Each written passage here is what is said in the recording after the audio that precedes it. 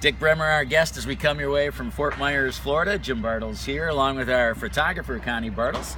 And let's talk a little bit more about a couple things. We talked about Buxton. Is he going to make the team or not? I think there's a question mark there. Any other rookies? You mentioned Kepler. Are there any other rookies that might make this team, Dick? I don't think so, and I think that's a good thing. You know, there might be some unknown pitchers who might make the team, but they've come from other organizations. Yeah. Left-hander Fernando Abad, I think, is going to make the team because the Twins would like to have another left-handed reliever. So, you know, so many of them were exposed last year and got their feet wet last year, guys like Rosario. I think the interesting thing is that, you know, here you've got Rosario, who's going to be the starting left fielder, and a year ago he wasn't even here, and same with Sano and Buxton. So the Twins infused the 25-man roster with a lot of young talent last year, and this next wave that I was speaking of a few moments ago, that won't be, I don't think, on this roster at the start of the year, but I'd be surprised if some of those guys didn't break through over the course of the season.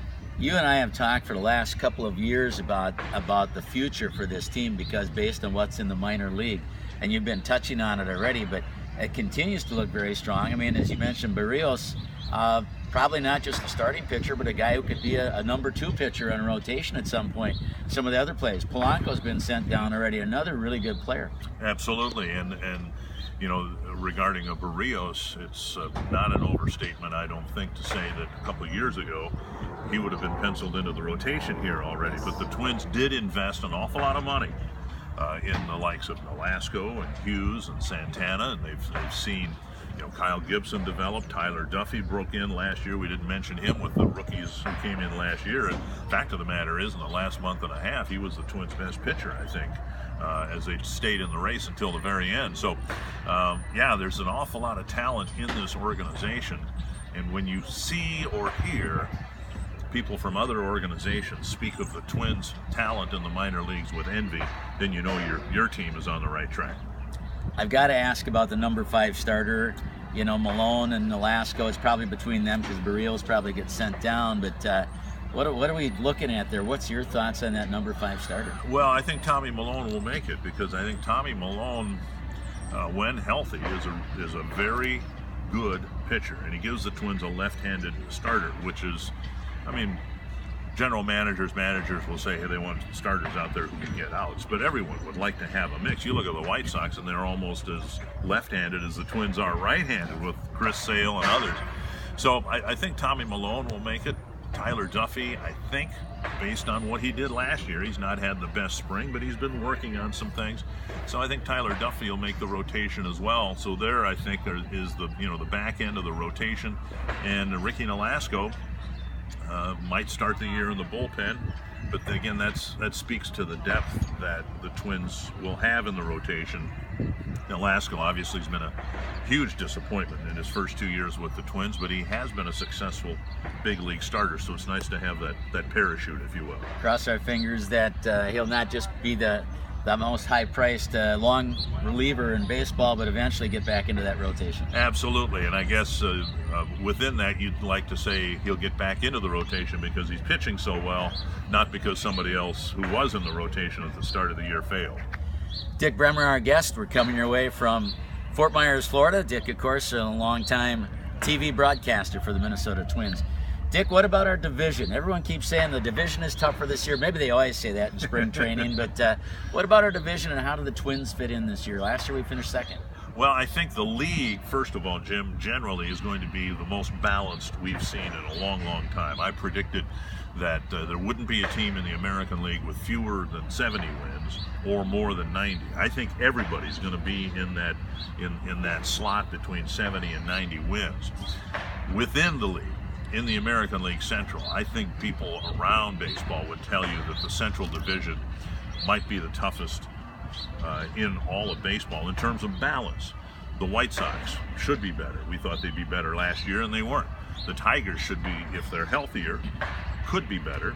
Same too for the Indians, and the Royals are the defending world champions. So I think it's going to be a fascinating division.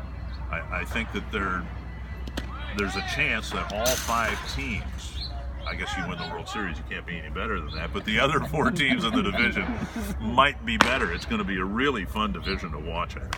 Yeah, it should be. What about the Twins?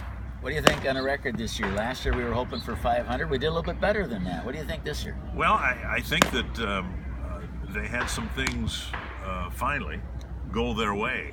The most encouraging thing, Jim, I think, was the Twins were above 500 because of guys like Tyler Duffy, Miguel Sano, and Eddie Rosario, people like that.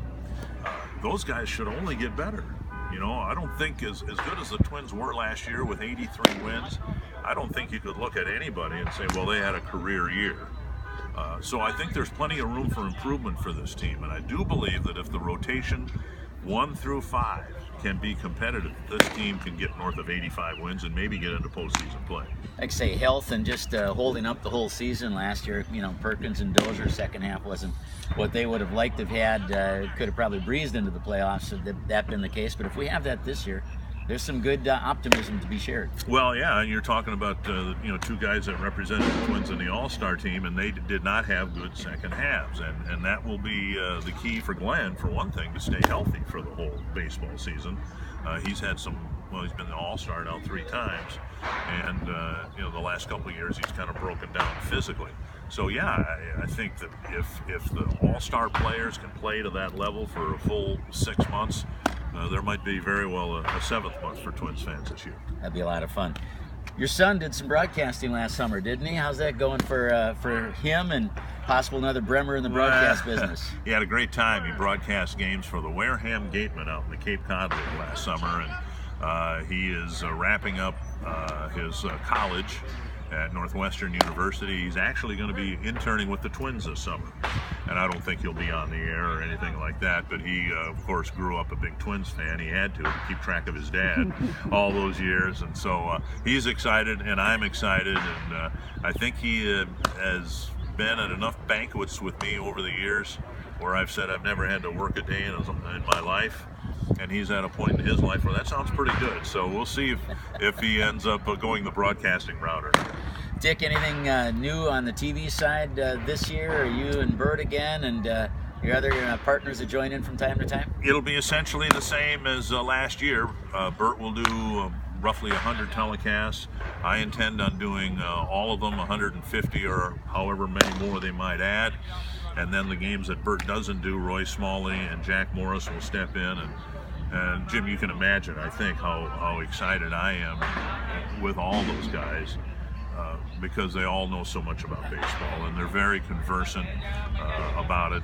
They've got different personalities, of course. It's my job to try to bring that out, but I mean, we're talking Twins icons, that I get a chance to work with, and that's been one of the great blessings in my career, to be able to work with Bert, and Paul Molitor actually was part of our telecast crew one year. Harmon Killebrew, people like that. That really makes my job fun to be in the booth, and as for as long as I have, and still learn an awful lot from those guys.